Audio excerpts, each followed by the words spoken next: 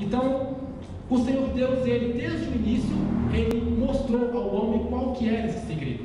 Quando nós voltamos, ou viajamos lá na época, no início, quando Deus fez o homem e a mulher, o Senhor Deus, ele já, diante do homem, ele disse: eu coloco diante de vocês, eu estou diante de vocês, nesse jardim tem muitas árvores e muitos frutos. Vocês podem comer de todas as árvores, os seus frutos, mas da árvore do conhecimento do bem e do mal, dela não comerás, porque no dia que dela vocês comerem, certamente vocês vão morrer. Deus havia dado uma sentença e uma palavra. A palavra de Deus foi: pode comer de tudo, menos dessa árvore aqui. Quando o Senhor Deus estabeleceu a palavra dele, Satanás então entrou com uma outra palavra, diferente. A palavra de Satanás foi: você pode comer desse fruto aqui, porque Deus, ele disse que você não deveria comer, porque ele sabe que se você comer, você vai ser como ele, conhecedor do bem e do mal. E aí ele então instigou o ego do ser humano, ele então fez com que Eva, e com que Adão, vamos ser como Deus, vamos ser conhecedores. Ele conseguiu despertar o que estava dentro do ser humano, do homem, que é a ganância, é o desejo muitas vezes por crescimento e muitas vezes sem princípios para isso. O homem então pegou e falou assim, ele ouviu as duas palavras, as duas partes, ele pegou a palavra de Deus e deixou de lado e atentou para a palavra de Satanás. O que aconteceu com o ser humano? O que aconteceu com o homem e com a mulher? Eles pecaram.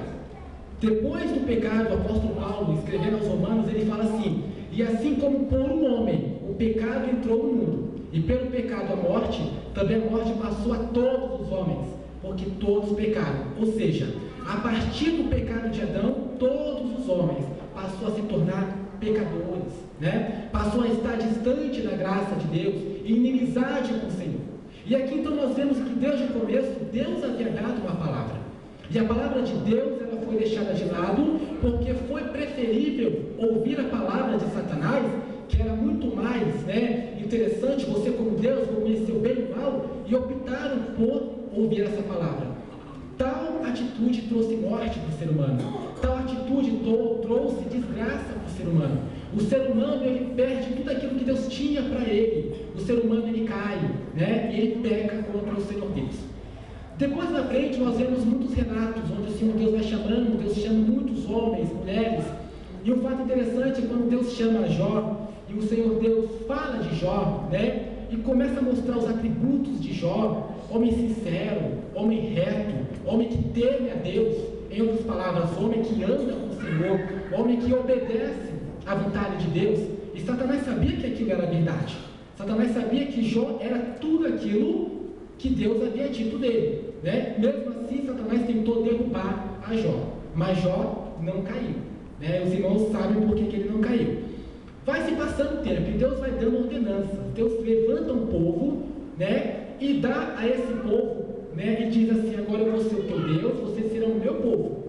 Deus chama Israel.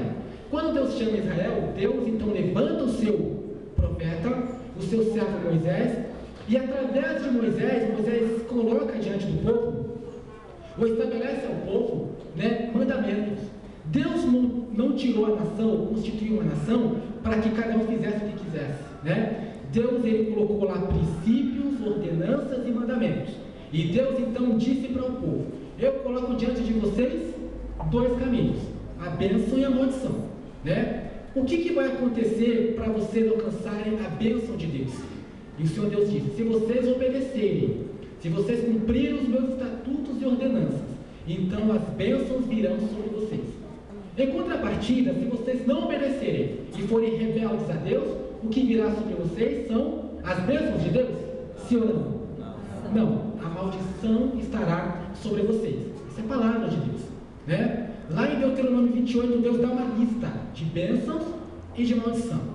Vai se prosseguindo, tem toda a trajetória do povo de Israel, e os irmãos vão percebendo que Israel, toda vez que transgredia, que desobedecia, que se prostituía com outros ídolos, eles eram punidos, eles retroagiam dentro do seu plano de ação, eles voltavam para trás, eles não permaneciam.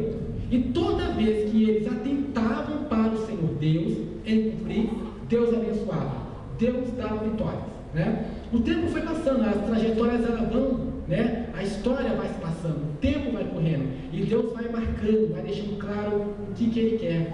O Senhor Jesus Cristo, Ele veio, e quando o Senhor Jesus Cristo veio, Ele exorta, acima de tudo, né? Que nós deveríamos, acima de tudo, fazer, amar a Deus sobre todas as coisas, amar o próximo, e fazer a vontade de Deus, né? Sobre tudo. Os apóstolos entenderam isso, entenderam tanto, que eles chegaram a dizer o seguinte: quando foram, né, eles foram coagidos a deixar de pregar o Evangelho, a declaração deles foi: importa agradar a Deus do que aos homens. Isso é maturidade, eles entendiam que eles deveriam obedecer a Deus. E a partir daí, irmãos, toda a palavra de Deus, ela vai mostrando o cenário, e ela deixou muito claro qual que é o segredo de bênção e de maldição. O segredo de bênção e de maldição é obediência. Quando se obedece a palavra de Deus, quando se obedece aquilo que Deus fala conosco, aquilo que Ele deixou através das Escrituras, você está andando no caminho excelente. E você está andando num caminho onde o Senhor Deus se agrada de você. O que afasta Deus de mim são exatamente as minhas atitudes, é a minha incoerência, são os meus pecados, é a minha transgressão. Se eu ando na presença do Senhor e se eu atento para a sua palavra, essa que nós andamos nas mãos, certamente essa palavra, ela vai me dar condições de me aprofundar com Deus. Então o segredo que eu quero expor para vocês é não tem vários, chama-se obediência. Está claro até aqui? Então nós vamos atentar para uma outra parte que é muito importante. Qual que é? É a questão de que muitas vezes se colocam tantos, eu até falo isso na escola bíblica, né? Eu costumo bater muito nessa tecla, porque se colocam hoje muitos segredos. Você quer ser abençoado, quer prosperar? Faça campanha de 21 dias, suba ao monte, vai para a vigília, né? Faça campanha de não sei quantos dias, e tem campanhas e mais campanhas, e você vê que a multidão é enorme. Quando se fala de bênção, de campanha, irmãos, é enorme. O número de pessoas é muito grande, né? Porque as pessoas acham, bom, eu quero a bênção de Deus, então eu vou na campanha para ser abençoado por Deus. E não entender, não chegar ao amadurecimento para compreender que para que o Senhor Deus possa abençoar, basta simplesmente ter obediência. Porque se nós somos obedientes à palavra, eu vou fazer campanha, Deus vai abençoar. Eu vou subir ao monte, Deus vai abençoar. Se eu não subir no monte, Deus abençoa da mesma forma. Se eu não for fazer campanha, Deus também vai continuar abençoando.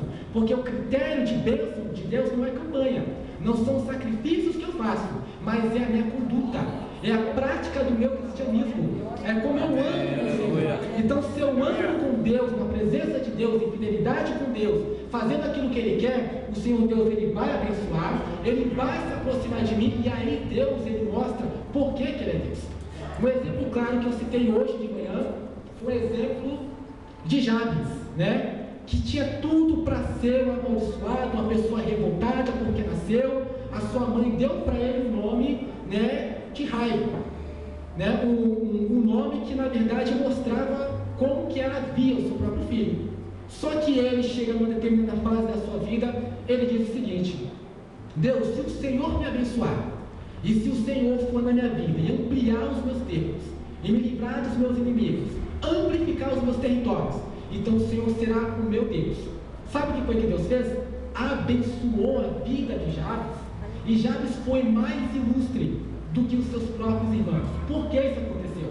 Porque Jabes entendeu que para que ele fosse abençoado, e mesmo diante de uma sentença de maldição que talvez a sua mãe achava que estava na vida dele, ele sabia que se ele fosse obediente a Deus, o Deus de Israel, o Deus que abençoa, ele seria abençoado em tudo. E quando ele tomou a atitude de ir até Deus, Deus olhou para ele, Deus foi ao encontro dele e abraçou e abençoou a vida de Jabes. Então o que eu quero que os irmãos entendam, irmãos, a mensagem desta noite é essa: que o Senhor Deus, Ele tem para nós bênçãos sem medidas. E as bênçãos de Deus, elas são tão importantes, por quê?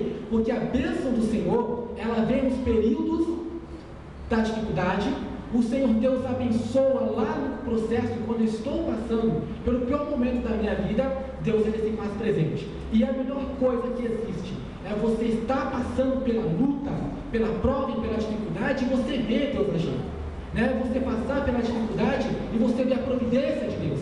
Por isso que eu disse no começo, que toda vez que eu olho, né, desde quando eu era criança até a época de hoje, mais vontade me dá de seguir a Deus, mais vontade me dá de buscar a presença dEle, porque o Deus que nós servimos, irmãos, aprenda uma coisa, Ele faz questão de mostrar por que Ele é Deus.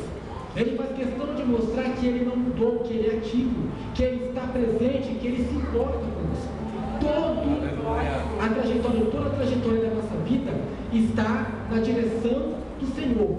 Tudo aquilo que o homem faz na sua vida, o seu procedimento, a forma, o caminho que ele está prosseguindo, Deus está no controle, Deus está olhando e Deus está querendo, Ele está desejoso de ter um maior aprofundamento de comunhão conosco, mas para isso basta nós querermos.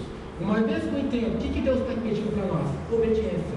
Deus chega a gente e fala assim: Wagner, eu exijo uma coisa de você, que você seja obediente a mim, que você obedeça a minha palavra. Irmãos, Deus não está exigindo sacrifício, Deus não está mandando você, né, ir, por exemplo, numa encruzilhada, fazer um ritual, né, derramar sangue. Deus não está mandando você ir de joelhos até um determinado lugar para pagar a promessa. Deus não está mandando você fazer sacrifícios. Deus está pedindo para você uma única coisa: obedeça a minha palavra, né? Anda na minha presença, seja perfeito, e todas as bênçãos virão sobre você, e aí eu estarei diante de vocês. Está claro até aqui? Então vamos prosseguir, porque existe uma coisa muito importante que hoje eu falei também na escola bíblica, e que é importante que vocês entendam isso, porque tem uma diferença, irmãos, muito grande, né? Uma diferença